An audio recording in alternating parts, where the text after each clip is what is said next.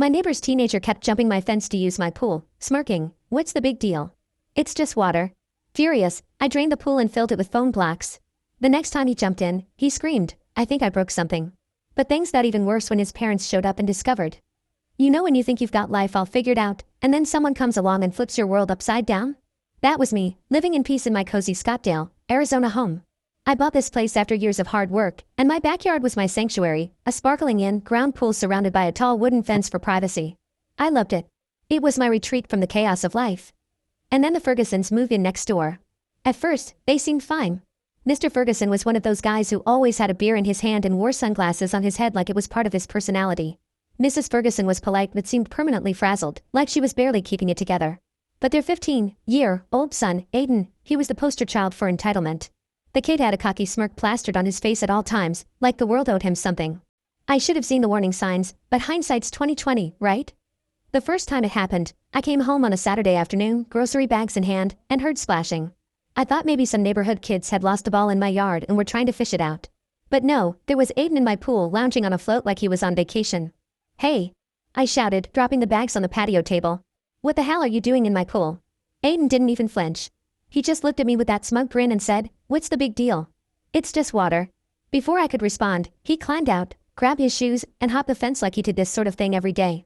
I was too shocked to even yell at him. I walked over to the Fergusons' house and knocked on the door, my anger bubbling just below the surface. Mrs. Ferguson answered, looking frazzled as usual. Oh, that's just Aiden, she said with a nervous laugh. When I explained what had happened, he's always getting into trouble. Boys will be boys, you know. No, boys will not be boys, I snapped. This is trespassing. She just kept nodding and smiling like I was talking about the weather. I could tell right away this wasn't going to go anywhere, so I left, hoping this was a one-time thing. Spoiler alert, it wasn't. The next weekend, I was relaxing in my living room when I heard splashing again. My heart sank. I peeked through the blinds, and there he was, Aiden doing cannonballs into my pool. He had a Bluetooth speaker blasting some awful rap song and a soda can sitting on my deck. He acted like he owned the place. I stormed outside, yelling, Are you kidding me right now? He looked up, completely unfazed, and said, What's your problem, dude?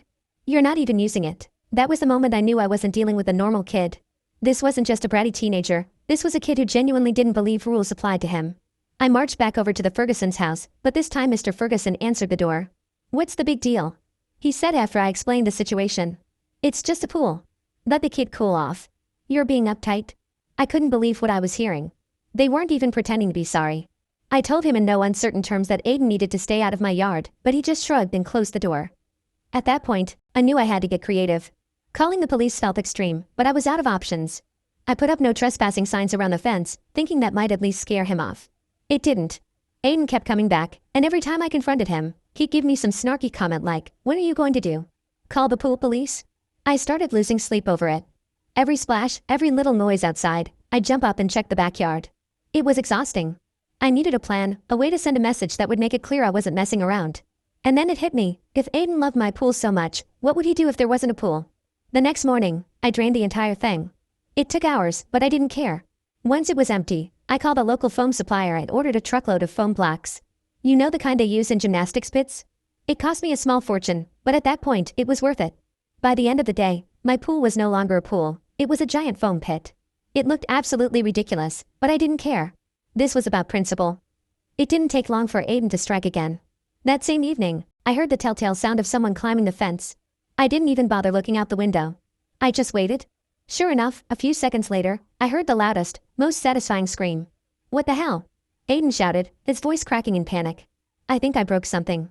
I went outside, casually sipping a glass of iced tea, and found him flailing around in the foam like a fish out of water. What's the big deal? I said, echoing his favorite line. It's just foam. He was so angry he could barely speak. Eventually, he managed to climb out and limp home, shouting over his shoulder, You're going to regret this. About an hour later, the Fergusons were at my door, banging so hard I thought they might break it down. Mrs. Ferguson was red-faced and screeching, How dare you traumatize our son? Mr. Ferguson was no better. You could have killed him with that stupid stunt. He yelled.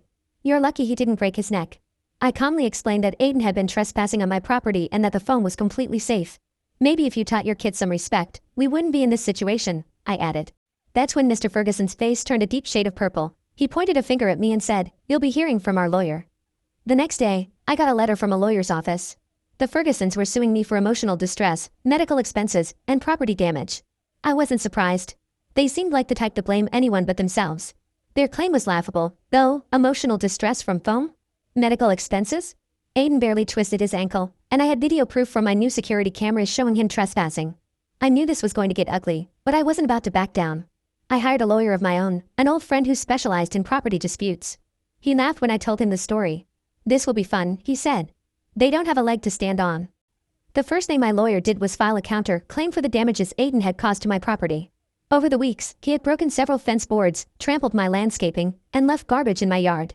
On top of that, I wanted reimbursement for the cost of draining and refilling the pool and for the foam blocks, which weren't cheap. We also had plenty of evidence to back us up. My security cameras captured everything: Aiden climbing the fence, lounging by the pool, and even jumping into the foam pit. The footage was so damning it was almost funny. When we finally went to court, the Fergusons showed up looking smug. Aiden even had his ankle wrapped in a brace, as if that would sway the judge. Mrs. Ferguson put on a performance, crying about how I had endangered her baby. Mr. Ferguson ranted about how I was a vindictive neighbor with nothing better to do. My lawyer let them talk, then he calmly presented our case, starting with a video footage. The judge watched as Aiden scaled the fence over and over, completely ignoring the no trespassing signs. The Fergusons squirmed in their seats. By the time my lawyer was done, they looked like deer caught in headlights. The judge didn't buy their sob story for a second. Not only did he dismiss their lawsuit, but he also ruled in my favor on the counter claim. The Fergusons were ordered to pay me for the damages Aiden caused and cover all my legal fees. That should have been the end of it, but the Fergusons weren't done trying to make my life miserable. They started spreading rumors around the neighborhood, telling anyone who would listen that I was a dangerous lunatic who had it out for their son. At first, I ignored it. I figured the truth would come out eventually. But when I overheard one of my other neighbors talking about how I had booby-trapped my pool, I decided to take matters into my own hands. I hosted a barbecue. I invited everyone in the neighborhood except the Fergusons, of course. I wanted to set the record straight. When everyone was gathered in my backyard, I stood up and said, "I want to clear up some things about what's been going on with the Fergusons." I kept it short and to the point, explaining how Aiden had repeatedly trespassed on my property and how the foam pit incident was the result of his own actions. Then I showed the security footage on a projector I'd set up. By the time the video ended, my neighbors were laughing and shaking their heads. A few of them even admitted that they'd had problems with Aiden sneaking into their yards too. One woman said he'd stolen fruit from her trees. Another neighbor said he'd caught him trying to break into his tool shed. Word spread quickly, and soon the Fergusons were pariahs in the neighborhood. People stopped talking to them, and their reputation was in shambles. But the best part? About a month after the court ruling, I got a knock on my door. It was Mr. Ferguson. He looked miserable. "We're moving," he said, avoiding eye contact. "I just wanted to let you know." I didn't say a word. I just nodded and closed the door. A few weeks later, a moving truck pulled up and the Fergusons were gone. Now when I look out at my backyard, all I see is peace and quiet. My pool is back to being my sanctuary, and my neighbors have become closer than ever, united by a shared disdain for the Fergusons. As for Aiden, I heard through the grapevine that their new neighborhood isn't as forgiving. Apparently, he tried pulling the same stunts there and got himself into even bigger trouble. Karma's a beautiful thing.